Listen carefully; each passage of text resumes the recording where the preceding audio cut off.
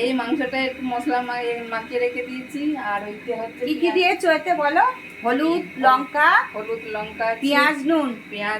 নুন দিয়ে ম্যারিনেট করে দিয়েছি। আর এইতে পেঁয়াজ, আদা, রসুন, পেঁয়াজ কষা হয়ে গেছে। হ্যাঁ। আচ্ছা, এবার দিয়ে দাও, চিকেনটা দিয়ে দাও। এই যে দই দিয়ে আজকে করবে দিদি।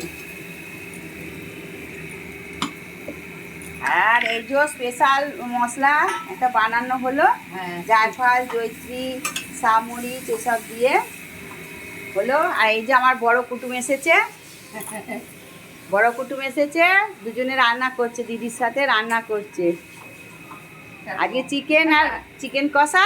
যাও কাছে যাও, চিকেন কষা আর রুটি হবে আজকে।